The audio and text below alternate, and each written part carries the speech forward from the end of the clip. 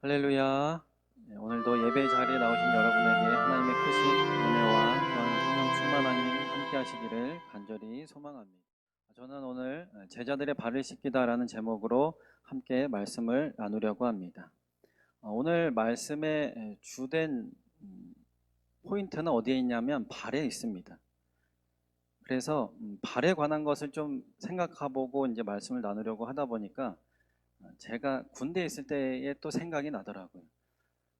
제가 군대에 부사관으로 4년 있었는데 그 4년 동안에 많은 일들이 있었는데 아마 앞으로 이제 목회할 때 얘를 좀 많이 쓰시려고 하나님이 저를 4년 동안 갖다 놓으신 것 같습니다. 그래서 여러 가지 말씀드리는 게 대부분의 이제 제가 거의 군대 때의 경험을 많이 말씀드리는데요. 제가 부사관으로 임명해서 자대 배치를 받고 홍천, 양덕원리, 시동에 있는 그 삼기감 여단이라는 곳 그리고 그곳에서 방공중대라는 곳에서 제가 군무를 했습니다. 자대 배치를 받고 몇 달 지나지 않아서 제가 생전 나지 않았던 이 발냄새가 드디어 나기 시작했습니다. 훈련소 때도 나지 않았던 발냄새가 자대에 가니까 그곳에서 발냄새가 나더라고요. 모르고 살았는데 진짜 고약한 발냄새가 나기 시작한 거죠. 그래서 간부들은 따로 이제 BOQ라고 하는 그런 따로 방이 주어져서 그곳에서 함께 살아가는데 고참과 함께 방을 쓰게 됩니다. 그래서 그 고참이 하도 제가 발냄새가 나니까 한 가지 방법을 알려줬는데 그게 뭐냐면 소주 2병을 사다가 거기에다 발을 한 담그고 있으면 된다고 하더라고요.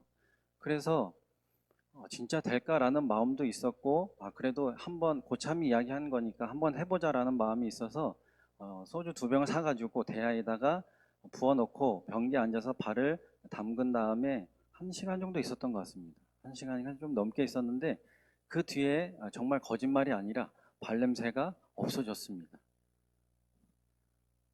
예, 뭐 저에게만 해당되는 걸 수도 있는데요. 혹시 발냄새 나시는 분들 계시다면 예, 소주 드시진 마시고 발에다가 양보하시는 예, 그렇게 해주시면 될 것 같습니다. 그리고 이제 제가 또 행군을 뭐 훈련 때도 하고 많이 했었는데 발에 물집이라는 것이 잡힌 적이 없었거든요. 근데 한 해는 유격 훈련을 가기 위해서 이제 유격 행군을 가게 되는데 발바닥이 너무 아파 오기 시작했습니다. 그래서 결국에는 마지막 한 타임 정도를 그 의무대 차량을 타고 간 적이 있는데 막상 도착해서 보니까 발 뒤꿈치 뒷바닥 전체가 양쪽 경체가 다 동그랗게 물집이 잡혀 있었던 거예요. 그래서 물집이 잡혀 있으면 훈련을 할 수가 없으니까 물집을 빼야 되잖아요. 의무대 가가지고 바늘을 찔러 넣어가지고 이제 실을 연결해서 이제 물 빼는 거 여러분 남성분들 다 아실 것입니다. 걸리신 분은 아실 텐데 그래서 양쪽에 그 실과 바늘을 넣어가지고 물집을 다 빼냈죠. 그리고 그냥 빼내면 되는 게 아니라 다 이렇게 짜가지고 한 방울도 남기지 않고 다 짜야지 그래야지 예, 아프지 않고 또 훈련을 이어갈 수 있기 때문에 그렇게 했는데 얼마나 아프던지 진짜 소리를 막 질렀던 그런 생각도 납니다. 그리고 또 하나 몇 년 지나서 제가 이제 그 부대 내에 체육대회가 있었는데 그 부상으로 돼지 한 마리가 나왔어요. 그래서 이 돼지를 도살장으로 갖고 가서 잡아야 되는데 우선 이 돼지를 갖고 가려면 인근 농가에 가서 돼지를 싣고 가야 되는데 돼지 농가에 내려서 이 돼지를 그 주인분이 잘 실어주셔가지고 같이 낑낑대면서 싣고 갔다 왔습니다. 잘 갔다 와서 이제 숙소에 들어가는데 어디서 이상한 냄새가 나기 시작하는 거예요.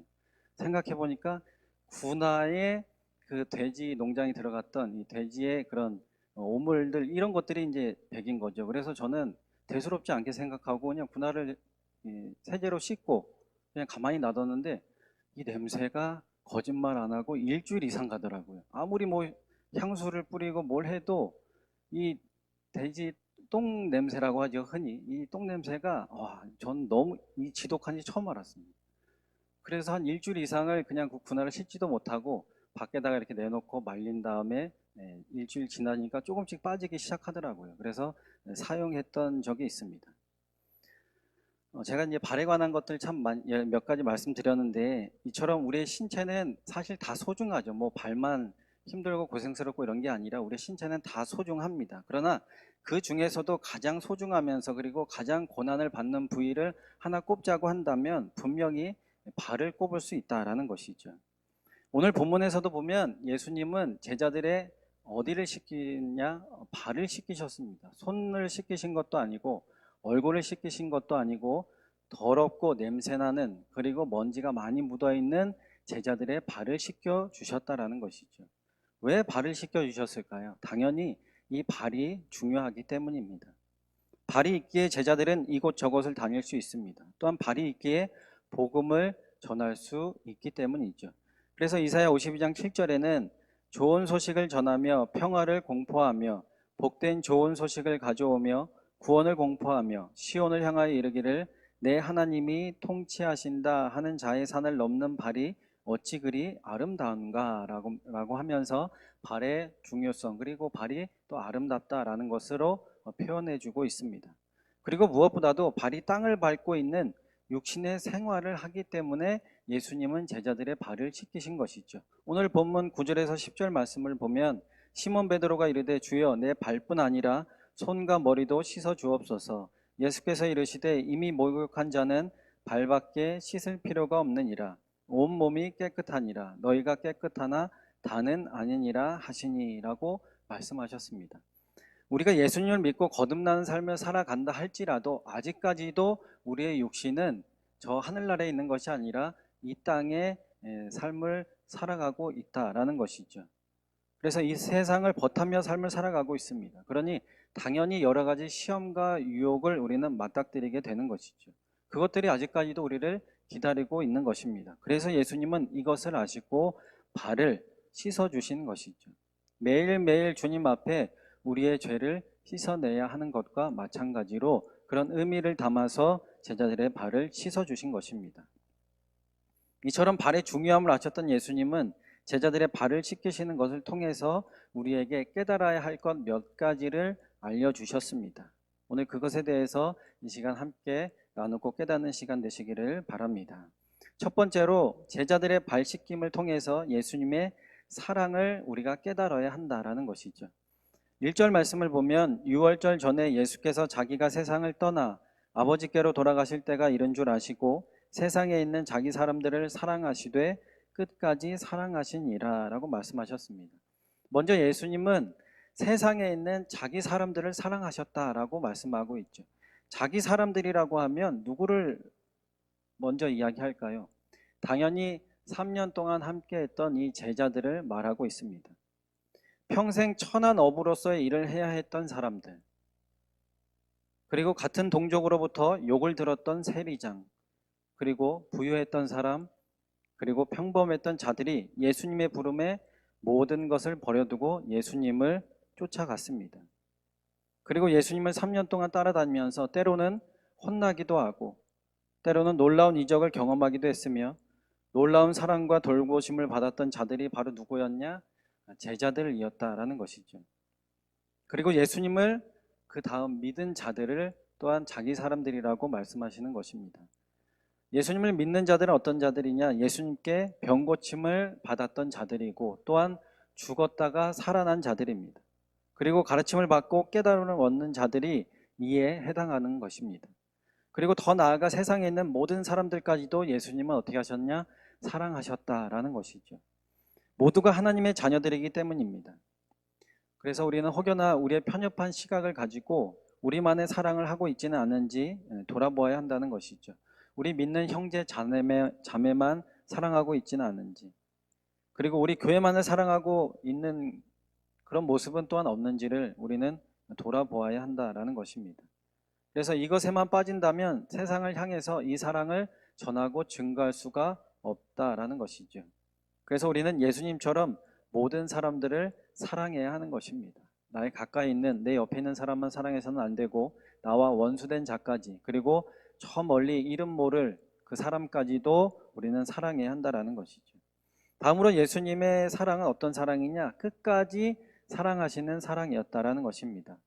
예수님의 사랑은 제한적인 사랑, 그리고 한계가 있는 사랑, 그리고 구분하고 차별하는 사랑이 아니다라는 것입니다. 끝까지 사랑하는 사랑이 바로 예수님의 사랑입니다. 여기에서 말하는 끝까지라는 의미는 완전히, 그리고 절대로, 그리고 최대한으로의 뜻을 담고 있습니다. 그러니 완전한 사랑, 절대적인 사랑, 그리고 최대한의 사랑이 바로 예수님이 끝까지 사랑하시는 이 사랑의 뜻인 것입니다. 예수님이 제자들의 발을 씻기시는데 당연히 12명의 제자들 모두의 발을 씻기셨습니다.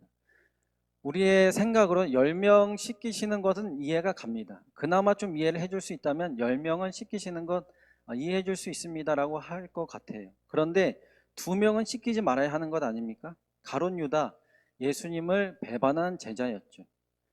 은 30을 받고 예수님을 팔아먹은 사람입니다. 그리고 가장 믿었고 그리고 가장 수제자라고 여겼던 베드로는 예수님을 부인했습니다. 저주하고 욕하고 멸시하고 예수님을 모른다라고 했던 사람입니다. 그런데도 예수님은 10명의 제자의 발만 씻겼다고 본문에 말씀하고 있지 않습니다. 모든 제자의 발을 다 씻기신 것입니다. 나를 배반하고 나를 부인한다 할지라도 그 제자들까지 다 포용하고 함께해서 발을 씻기신 것이죠. 우리에게 예수님처럼 이러한 지혜가 있다고 한다면 세상을 살아갈 수가 있을까요? 야, 너는 몇 날 며칠에 나를 배반할 거야. 너는 어느 상황에서 나를 모른다고 할 거구나 라고 미리 안다면 아마 우리가 사는 세상은 매일매일이 전쟁일 것입니다. 예수님처럼 알지만 그것을 품고 나아갈 수 있는 사람이 우리에게는 부족하기 때문입니다. 왜냐하면 우리는 연약하고 나약한 인간이기 때문이죠. 그래서 우리는 예수님의 이런 끝까지의 사랑을 간구해야 합니다. 혹시 오늘 예배 자리에 나오시기 전에 다투거나 기분이 나쁘신 일들이 혹시 있지는 않으셨습니까? 야, 예배 끝나고 가서 보자. 2차전 준비해라 라고 하면서 혹시 이렇게 오신 분은 없으십니까? 그렇다면 예수님의 끝까지의 사랑이 이 시간 임하시기를 간절히 소망합니다. 자기 사람들을 사랑하셨던 그 사랑이 저와 여러분들에게 임하기를 바랍니다. 그럴 때 우리는 그 사람의 발을 씻길 수가 있는 것입니다. 오늘도 이 사랑으로 충만하시기를 간절히 소망합니다. 두 번째로 제자의 발 씻김을 통해서 예수님의 무엇을 깨달아야 되냐 하면 겸손을 깨달아야 한다라는 것이죠. 3절에서 5절 말씀을 보면 저녁 먹는 중 예수는 아버지께서 모든 것을 자기 손에 맡기신 것과 또 자기가 하나님께로부터 오셨다가 하나님께로 돌아가실 것을 아시고 저녁 잡수시던 자리에서 일어나 겉옷을 벗고 수건을 가져다가 허리에 두르시고 이에 대하여 물을 떠서 제자들의 발을 씻기시고 그 두르신 수건으로 닦기를 시작하여. 겸손이라는 것은 자신을 낮추며 상대방을 인정하고 높이는 욕심 없는 마음 상태가 바로 이 겸손의 뜻입니다. 흔히 우리는 겸손이라고 하면 나를 낮추는 것으로 이해합니다. 본문에서도 예수님은 겸손의 모습을 보여주셨는데 어떠한 겸손의 모습을 보여주셨냐? 첫째로는 겸손은 스스로 낮추는 것이다 라는 것을 보여주셨습니다. 예수님은 하나님과 같습니다. 예수님, 하나님, 성령님은 한 분이시죠. 즉 천지를 창조하시고 우리 인간을 만드신 분이 바로 예수님이십니다. 그에 비해 우리는 어떠한 사람들입니까? 작고 연약한 존재, 즉 피조물에 불과한 자들입니다. 그리고 죄 덩어리이죠. 우리를 지으신 하나님을 배반하고 멸시하고 무시하고 조롱하는 일들은 우리는 밥 먹듯이 그리고 서슴없이 합니다. 그러한 우리들 또한 제자들에게 예수님은 무엇을 하신 것입니까? 스스로를 낮추신 것이죠. 육신의 몸을 입고 이 땅에 오신 것도 놀랍고 참으로 겸손한 모습인데도 불구하고 그분이 한 번 더 낮추신 것입니다. 놀라운 능력으로 굳이 막 수건을 가져다가 물을 가져다가 제자들의 발을 씻기지 않으셔도 됩니다. 그냥 저 제자들의 발을 씻겨라라고 하면 알아서 초자연적인 놀라운 일들이 일어나서 제자들의 발을 씻길 수도 있으셨습니다. 그러나 예수님은 손수 자신이 그 모든 것을 행하셨다라는 것입니다. 우리나라는 유교 문화에 젖어 있죠. 예로부터 유교 문화, 유교 사상이 우리나라에는 참으로 많이 남아 있습니다. 그래서 아랫사람이나 지위가 낮은 사람에게 낮춘다라는 것을 잘 생각하지 않고 상상하지 않고 또한 그렇게 하는 것을 아주 불쾌하게 생각합니다. 아랫사람이 낮은 사람이 섬기는 것은 당연한 것이라고 생각하지 위에 있는 사람이 하는 것은 아니다라는 인식이 우리들에게 뿌리 깊이 박혀 있습니다. 이것을 깨야 한다라는 것이죠. 이것을 우리 스스로가 깨지 않으면 우리는 세상에 스며들 수가 없습니다. 예수님이 스스로를 낮추실 때 놀라운 역사들이 일어난 것처럼 우리도 스스로를 낮추어야 하는 것이죠. 겸손을 통하여서 세상을 변화시키는 하나님의 자녀가 되어야 한다라는 것입니다. 우리가 아직까지도 높아져 있는 그런 마음들이 있다면 이 시간 정말 하나님께 온전히 간구하셔서 온전히 낮아지고 겸손을 온전히 누리며 나아가는 저와 여러분이 되시기를 바랍니다. 둘째로는 겸손은 즉시로 해야 함을 예수님은 보여주셨죠. 예수님과 제자들은 지금 어떤 자리에 있던 상황이었냐?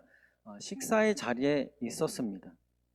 밥을 먹고 있었다라는 것이죠. 그런데 식사가 다 맞춰지지 않은 것 같은데 예수님은 잡수시던 자리에서 일어나셨다라고 본문은 말씀하고 있습니다. 3절에 보면 저녁 먹는 중 예수는 아버지께서 모든 것을 자기 손에 맡기신 것과 또 자기가 하나님께로부터 오셨다가 하나님께로 돌아가실 것을 아시고라고 말씀하죠. 죽음과 그리고 부활에 대한 것을 다시금 깨달으신 예수님은 그 즉시로 일어나셨습니다. 그리고 겸손을 행하신 것이죠. 여러분 사실 내가 겸손해야지 낮아져야지라고 깨달은 것까지는 갈 수 있겠지만 그것을 바로 실천하는 것은 사실 쉽지가 않습니다. 정말로 어려운 일이죠. 신명기 8장 2절에서 3절 말씀을 보면 내 하나님 여호와께서 이 40년 동안에 내게 광야 길을 걷게 하신 것을 기억하라. 이는 너를 낮추시며 너를 시험하사 내 마음이 어떠한지 그 명령을 지키는지 지키지 않는지 알려 하심이라. 너를 낮추시며 너를 줄이게 하시며 또 너도 알지 못하며 내 조상들도 알지 못하던 만나를 내게 먹이신 것은 사람이 떡으로만 사는 것이 아니요 여호와 입에서 나오는 모든 말씀으로 사는 줄을 내게 알게 하려 하심이니라. 40년 광야 생활을 하게 하신 이유가 무엇이냐? 바로 너희들을 낮추기 위해서다라고 분명히 성경은 말씀하고 있습니다. 이스라엘 백성들은 그럼 40년 동안 광야 생활하면서 낮춘 것 배웠는데 그 다음에 바로 즉시로 낮춘 것을 행했습니까? 그렇게 하지 않았죠. 아무리 겸손의 훈련을 40년, 400년 했어도 이스라엘 백성들은 그 즉시로 겸손한 모습을 보이지 않았다라는 것입니다. 전능하신 하나님이 함께 하시니 어느 지역에 가서든지 그곳에서 낮은 마음으로 주님을 증거하는 삶을 살아가야 할 것을 끊임없이 말씀하고 또 말씀하셨음에도 불구하고 이스라엘 백성들은 그 훈련받은 대로 삶을 살았습니까? 그렇지 않았다라는 것이죠. 겸손은커녕 자신의 생각이 옳은 대로 행동하고 판단하는 삶을 살았던 사람들이 누구냐? 이스라엘 백성들이었습니다. 그러면 우리들은 어떠한가요? 여러분들은 겸손을 깨달았는데 바로 겸손이 즉시즉시로 나오십니까? 매일 새벽 기도하고 수예배 드리고 금요 기도회 드리고 주일 예배를 드리고 그것도 부족해서 각종 수많은 영상을 우리는 매일매일 보고 있습니다. 수많은 말씀들을 들으면서 기도로 또한 훈련하고 찬양으로 훈련받고 말씀으로 훈련받는 여러분들은 당연히 겸손을 즉시 하고 계실 것이며 당연히 또한 그래야 맞습니다. 이사야서 57장 15절에 보면 지극히 존귀하며 영원히 거하시며 거룩하다 이름하는 이가 이와 같이 말씀하시되 내가 높고 거룩한 곳에 있으며 또한 통회하고 마음이 겸손한 자와 함께 있나니 이는 겸손한 자의 영을 소생시키며 통회하는 자의 마음을 소생시키려 함이라 라고 말씀하고 있습니다. 우리가 겸손할 때 누가 우리와 함께 해주신다고 하십니까? 하나님이 우리와 함께 하신다라고 말씀하시는 것이죠. 이 말을 반대로 생각하면 우리가 겸손하지 않다면 하나님은 우리와 함께하지 않는다라는 것입니다. 하나님이 함께하는 자는 반드시 즉시로 자신을 낮출 수밖에 없습니다. 우리가 하나님과 함께하는 자들이라면 즉시로 겸손하게 된다라는 것이죠. 그래서 우리가 하나님과 동행하고 있는가, 내가 지금 하나님과 함께하고 있는가를 알 수 있는 가장 좋은 방법은 내가 이 겸손을 지금 행하고 있는가, 내가 지금 이 겸손을 행하고 있지 않은가, 이것을 판단해보고 생각해 보시면 될 것 같습니다. 우리가 앞으로 온전한 겸손을 통하여서 우리를 낮추고 세상에 이 예수 그리스도를 전하는데 온전히 쓰임받는 저와 여러분이 되시기를 간절히 소망합니다. 세 번째로 이 겸손은 헌신이 요구됨을 또한 보여주셨다라는 것이죠.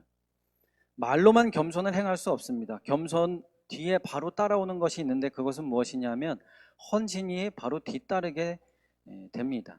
4절에서 5절 말씀을 보면 저녁 잡수시던 자리에서 일어나 겉옷을 벗고 수건을 가져다가 허리에 두르시고 이에 대하여 물을 떠서 제자들의 발을 씻으시고 그 두르신 수건을 닦기를 시작하여라고 말씀하고 있죠. 여러분 알파라는 것 해보신 분들은 아시겠지만 알파 성령의 날에 하는 것이 있죠. 발을 씻기는 것 알파 성령의 날에 하지 않습니까? 근데 이 발을 씻기는 시간에 준비할 것들이 참으로 많습니다. 물도 준비해야죠.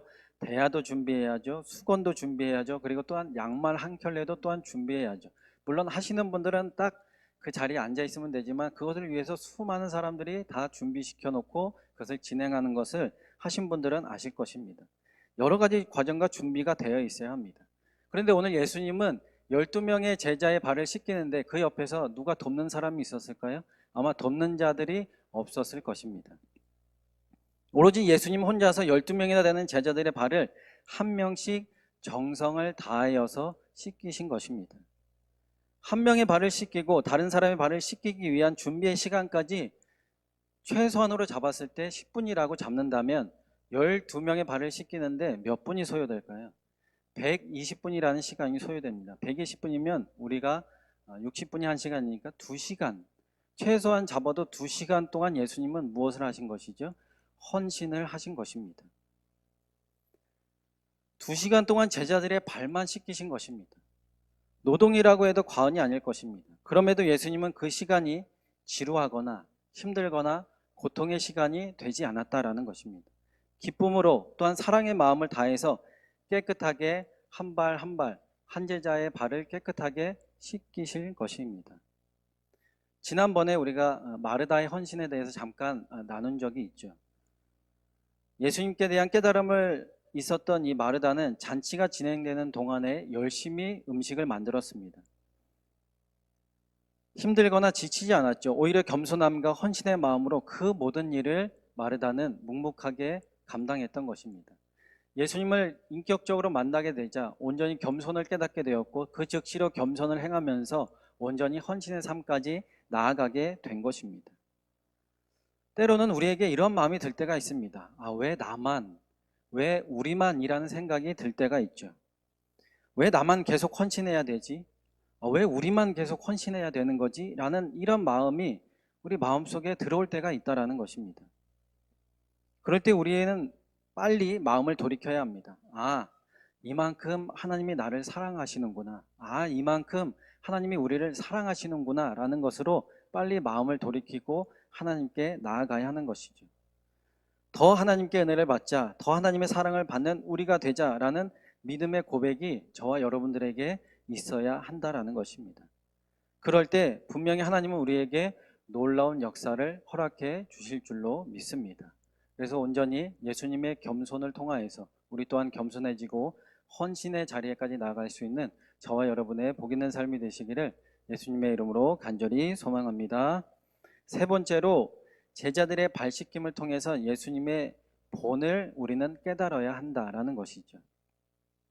15절 말씀을 보면 내가 너희에게 행한 것 같이 너희도 행하게 하려 하여 본을 보였노라 라고 말씀합니다. 예수님의 가장 마지막에 중요한 말씀을 하셨는데 15절처럼 이 사람으로서 낮아져서 발을 씻긴 것을 본을 보이려고 하신 것이다 라고 말씀하신 것이죠. 본이라는 것은 본보기 그리고 모범이라는 것을 뜻합니다. 그러니 예수님이 이렇게 한 것처럼 제자들도 어떻게 하라는 것이죠? 너희들도 이렇게 사랑과 겸손과 헌신을 통하여서 세상에 나가 나처럼 해야 된다라는 것을 예수님은 실질적으로 보여주신 것입니다. 그렇다면 예수님은 구체적으로 어떤 본을 보이셨냐라는 것이죠. 첫 번째로는 말씀의 본을 보이신 것입니다. 이 제자들의 발을 씻기면서 예수님이 보이신 첫 번째 본은 말씀의 본입니다.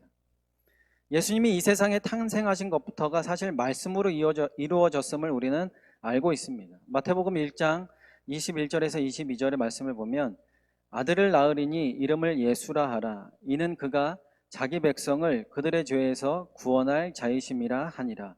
이 모든 일이 된 것은 주께서 선지자로 하신 말씀을 이루려 하심이니 이르시되. 말씀으로 이 땅에 오셨으니 말씀대로 어떻게 하신 것이죠? 말씀대로 삶을 살아간 것입니다. 또 마태복음 8장 16절에서 17절 말씀을 보면 저물매 사람들이 귀신 들린 자를 많이 데리고 예수께 오거늘 예수께서 말씀으로 귀신들을 쫓아내시고 병든 자들을 다 고치시니 이는 선지자 이사야를 통하여 하신 말씀에 우리의 연약한 것을 친히 담당하시고 병을 짊어지셨도다 함을 이루려 하심이더라 라고 말씀하신 것입니다. 예수님은 말씀의 본, 즉 하나님의 뜻 가운데로 말씀하신 대로 다 행해 주셨다라는 것이죠. 예수님은 하나님의 말씀을 거부하고 거역한 것이 아니라 하나님의 말씀대로 그대로 모든 것을 행하셨다라는 것입니다. 지금 제자들의 발을 씻긴 것도 마찬가지로 깨달음을 주셨으니 그 말씀대로 본을 보이신 것입니다. 그리고 둘째로 어떤 본을 보이셨냐? 기도의 본을 보이셨다라는 것입니다. 마가복음 1장 35절에 보면 새벽 아직도 밝기 전에 예수께서 일어나 나가 한적한 곳으로 가사 거기서 기도하시더니, 또한 누가복음 22장 39절에 예수께서 나가사 습관을 따라 감람산에 가심에 제자들도 따라갔더니라고 말씀합니다. 예수님 사실상 굳이 기도하실 필요가 있으실까요? 예수님은 하나님이시자 그리고 성령님이시자 온 천하를 지으시고 만물을 창조하신 분이신데 굳이 기도하실 이유가 없으실 텐데 왜 이렇게 새벽에 습관을 따라 이렇게 나가셔서 기도하셨을까라는 것이죠. 예수님은 인간이셨기 때문에 자신의 것을 내려놓기 위해서 또한 몸부림치신 것입니다. 마가복음 14장 36절에 이르시되 아빠 아버지여 아버지께는 모든 것이 가능하오니 이 잔을 내게서 옮기시옵소서.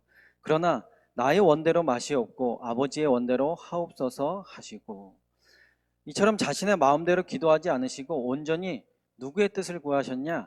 아버지의 뜻을 구하셨습니다. 하나님의 뜻을 구하는 기도를 하신 것입니다. 기도는 하나님의 뜻을 구하는 것이죠. 나의 뜻만을 고집하고 구하는 것은 어린 신앙에 불과합니다. 예수님이 보이신 기도의 본을 쫓아 아버지의 뜻을 구할 수 있는 우리가 되어야 될 줄로 믿습니다. 세 번째로 예수님은 어떠한 본을 보이셨냐? 찬양의 본을 보이셨다라는 것이죠. 여러분, 예수님도 찬양을 하셨을까요? 저도 이 찬양의 본을 보이셨다라고 말씀을 준비하면서 예수님 찬양하셨나? 이런 생각이 가장 먼저 들었는데요. 예수님도 찬양을 하셨습니다. 마가복음 14장 26절에 보니까 이에 그들이 찬미하고 감람산으로 가니라 라고 말씀하고 있죠. 최후의 만찬을 마치신 예수님과 제자들은 찬양을 부르고 찬미를 하면서 감람산으로 갔다라고 말하고 있습니다. 또한 마태복음 23장 39절에 내가 너희에게 이르노니 이제부터 너희는 찬송하리로다. 주의 이름으로 오시는 이여 할 때까지 나를 보지 못하리라 하시니라 라고 말씀하셨죠. 직접 찬양도 하시고 찬송을 하라는 명령까지도 하셨습니다. 그러니 예수님은 찬양을 늘 즐겨 하신 분이고 찬양을 또한 권면하신 분이기도 하다라는 것이죠. 그래서 예수님이 이처럼 찬양의 본을 보이시고 또한 우리에게 찬양도 하라고 하셨으니까 우리도 또한 찬양하는 삶을 살아가야 한다라는 것입니다. 예수님은 제자들의 발을 씻기면서 말씀대로 낮아져서 이 땅에 오심을, 그리고 기도하시면서 찬양하시면서 본을 보이셨다라는 것이죠. 그래서 이대로만 하면 되는 것입니다. 더할 것도 없고 더 뺄 것도 없다라는 것입니다. 본 그대로만 하면 우리도 세상에 본을 보이는 삶을 살게 된다라는 것이죠. 예수님은 이렇게 세 가지의 본을 이 제자들에게 보여주시면서 너희들도 내가 한 것처럼 하라라고 명령하신 것입니다. 오늘 나눈 말씀을 정리해 보면 예수님은 제자들의 먼지 많고 더러운 발을 손수 한 명 한 명 깨끗하게 씻어 주셨습니다. 그것을 통하여서 진정한 사랑은 무엇이고 또한 끝까지 하는 사랑은 무엇인지를 알려주셨고, 또한 진정한 겸손은 무엇인지, 섬김은 무엇인지, 또한 그에 따른 헌신은 무엇인지를 보여주셨습니다. 그리고 또한 진정한 본이 되는 삶은 무엇인지를 정확하게 제자들에게 또한 저와 여러분들에게 알려주셨습니다. 우리도 이제는 그래서 무엇이 사랑이고 또한 섬김이고 본인지를 알게 되었습니다. 그러니 우리는 무엇을 해야 할까요? 나에게 깨달아진 그대로만 실천하면 되는 것입니다. 사랑이 마음에 오늘 들어왔다면 오늘 사랑을 실천하시면 되는 것이고, 섬김이 들어왔다면 섬김과 겸손을 실천하시면 되는 것이고, 아니면 이 세 가지 모두가 들어왔다면 이 모두 다를 온전한 행동으로 옮기시면 되는 것입니다. 이제 예수님의 자비와 은혜를 나누는 우리가 되어서 세상에 주님을 드러내고 하나님의 나라를 확장해 나가는데 분명히 우리는 쓰임받아 마땅한 그런 사명이 우리에게 주어진 줄로 믿습니다. 그러니 오늘 제자들의 발을 씻긴 이 예수님의 모든 행동을 보면서 우리 또한 이대로의 삶을 살아가시기를 바랍니다. 절대로 어렵지가 않습니다. 왜냐하면 분명히 아까도 말씀하셨듯이 우리는 겸손하기 때문에 겸손한 자는 분명히 하나님이 또한 함께 해주시기 때문입니다. 그 하나님이 우리에게 모든 것을 알려주시고 모든 것을 이끌어 주실 줄로 믿습니다. 그래서 온전한 그 지혜로 말미암아 우리도 세상에 나아가 빛과 소금의 역할을 감당하며 온전히 하나님 나라의 확장을 위해 귀하게 쓰임받는 저와 여러분의 모든 주님의 자녀들이 되시기를 예수님의 이름으로 간절히 소망합니다. 우리 이 시간 주신 말씀 가지고 함께 기도하기를 원합니다. 주님, 오늘도 변함없는 주님의 은혜와 자비하심 속에 살아갈 수 있도록 인도하여 주심에 감사합니다. 제자들의 발을 씻기신 예수님을 통하여 진정한 사랑이 무엇인지를 알았고 진정한 겸손과 섬김과 헌신이 무엇인지를 알게 되었습니다. 그리고 말씀과 기도와 찬양의 본을 보여주셔서 우리 또한 그들의 본을 보이는 벌과 같은 삶을 살아갈 수 있도록 인도해 주시니 또한 감사합니다. 우리가 오늘 나눈 내용을 온전히 마음 깊이 새기며 또한 실천하며 온전히 세상에 주님을 전하는 데 부족함없는 승리의 삶을 살아갈 수 있도록 인도하여 주시옵소서. 감사합니다. 사랑합니다. 예수님의 이름으로 기도합니다. 아멘.